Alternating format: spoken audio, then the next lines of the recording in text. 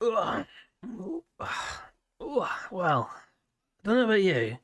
There's one certain individual I'd like to get in the ring with, and that would be David Frost, the Brexit negotiator.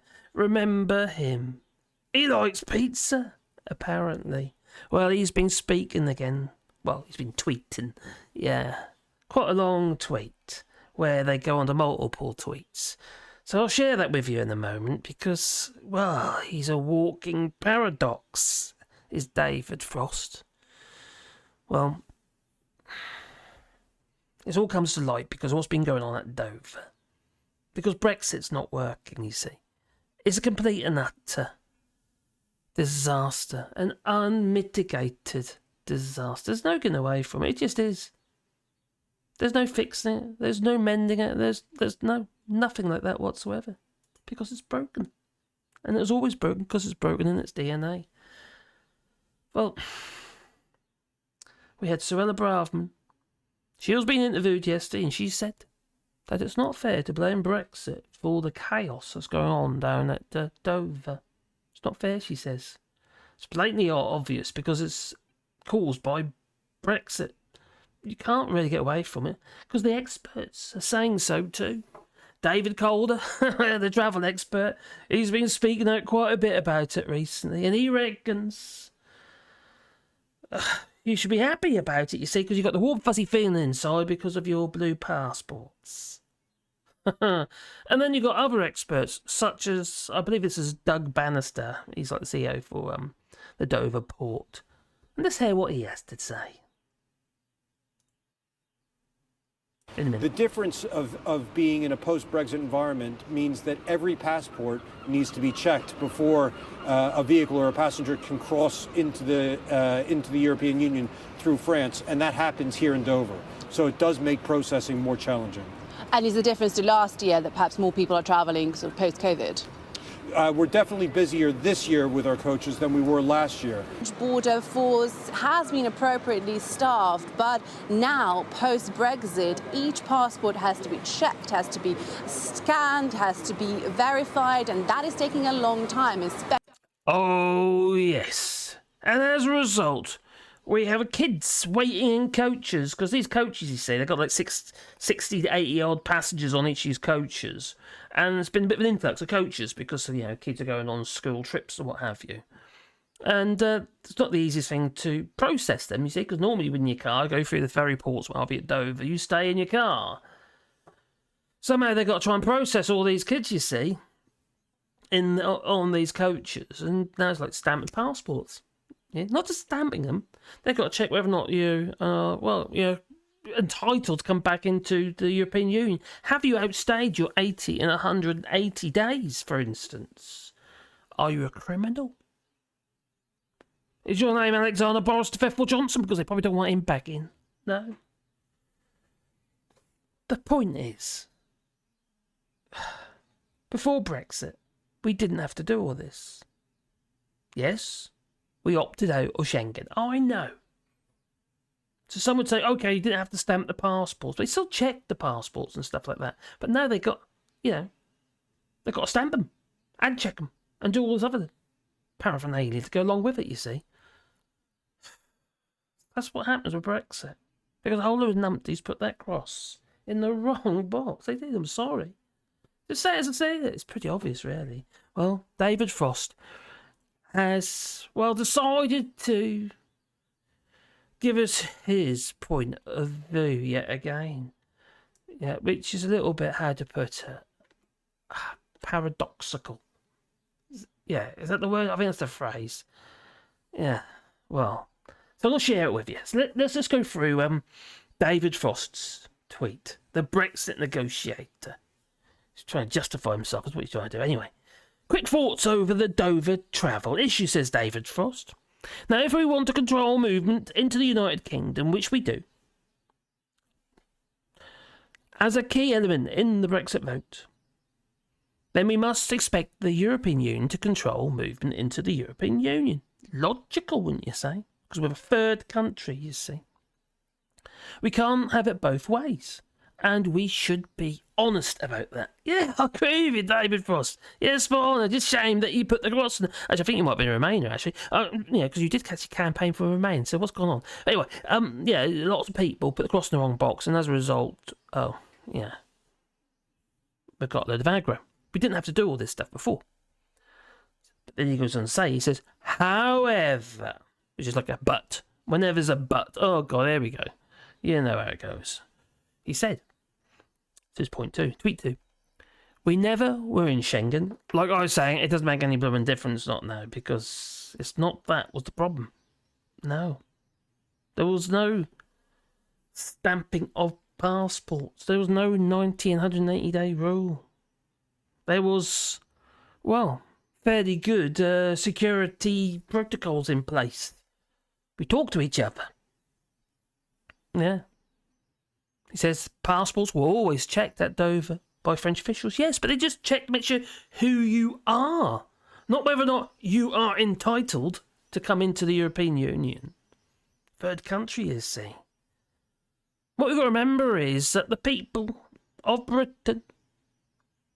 I know some people in Scotland might have voted for it.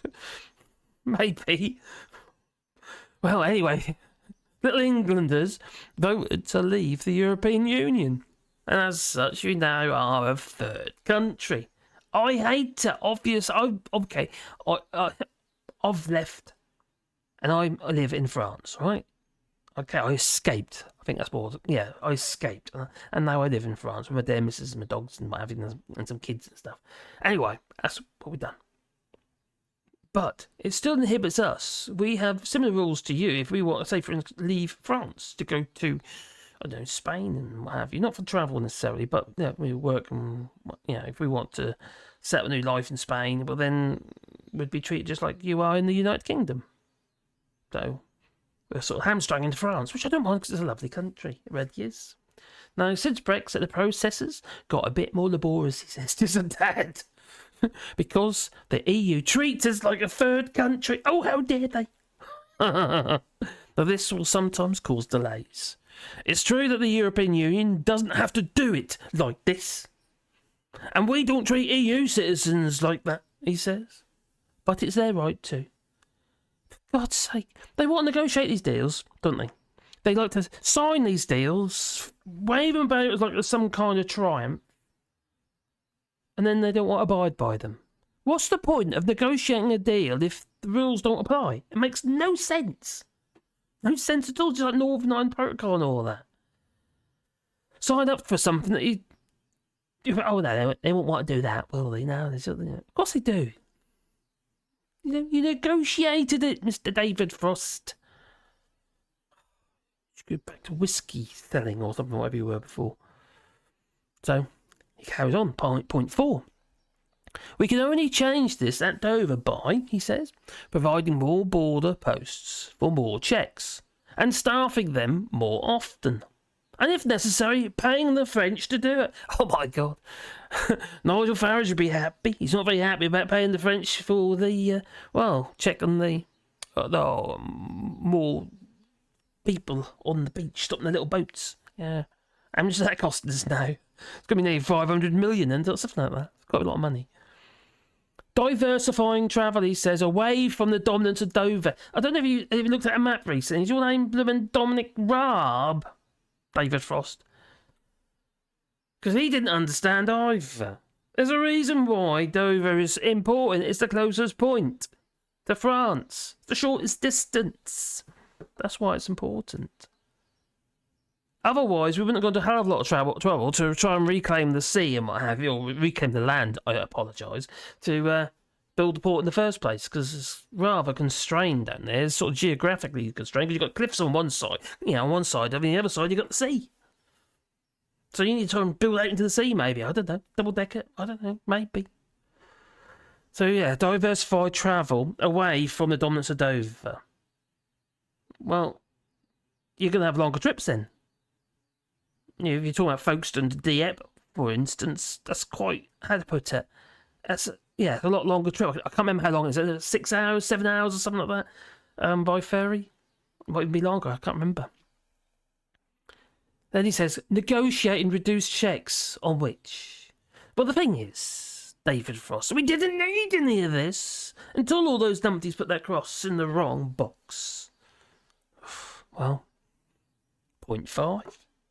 0.5. They're a window firm, aren't they? I think so. Anyway, yeah. In Norfolk, that is. You might not know what I'm talking about.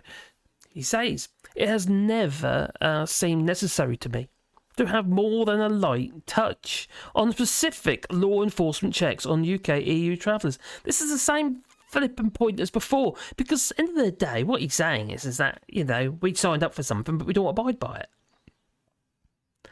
How much time was spent? How many years has it taken to get to this point?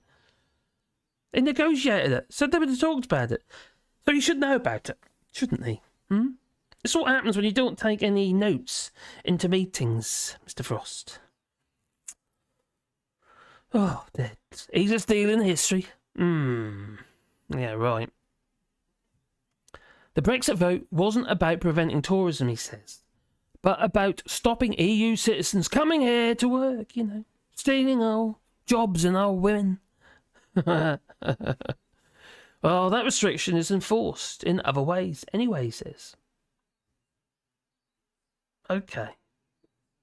I don't see how you work that one out, because if people are getting in, they're getting in. Yeah.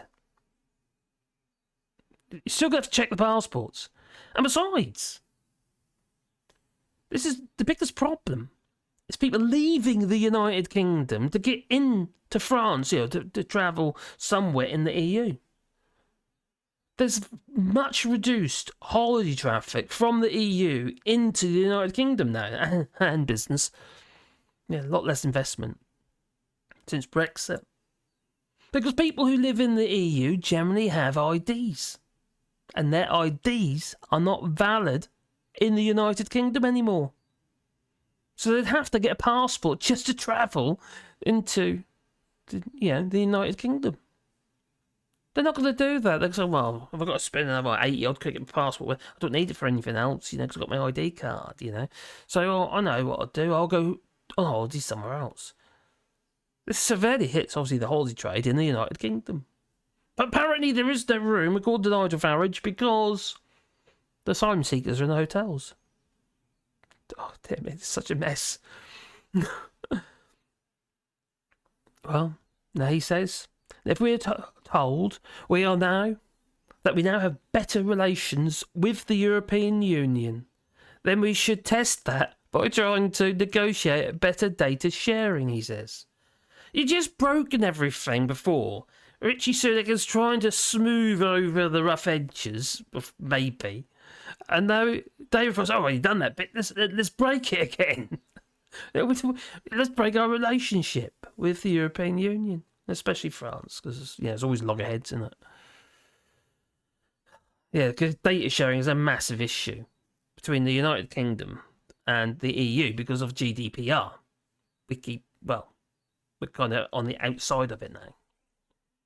They reduced levels of checks on EU and UK citizens in both directions, and getting rid of the city 90 and 180-day annual time limits. Yeah, we both impose on tourists. Third country? Like I say, you can't have it both ways, and they all won't get rid of that. And it's not about the EU won't get rid of it. I'll tell you what, the other side won't get rid of it is the British government, Suella Braverman and Sunak won't have their ilk, because they don't want people staying. Yeah. Goes on to say, if this proves impossible, the government must just put in place sufficient infrastructure at the borders to manage capacity, especially at peak times, he says. After all, that's what people want. You know, they want to travel. Like I said, out of the United Kingdom. The door isn't swinging so much both ways anymore, no. And can you blame them? When people do travel to the UK, quite often they're treated like pesky foreigners. Like I said, stealing my the jobs and the women, so to speak. David Frost, you're completing that numpty. You really are. if you think that people are going to fall for this load of tripe, is he just trying to justify his existence? And why doesn't the EU have to, doesn't have to treat the UK any different than it is at the moment? It is a third country, and it was negotiated, so we just got to suck it up, haven't we? And to just take joy in our blue passports. Lovely. Excited, eh? Oh, maybe. Anyway, you tell me what you think, and please, please, please click the old, big the old like button, and maybe that little bell icon, because then you get one voice in your pocket every time I upload another video. But please comment down below, because I do actually read the comments. Whatever side of the political spectrum you might reside. Yeah, even though I've just called you an numpty.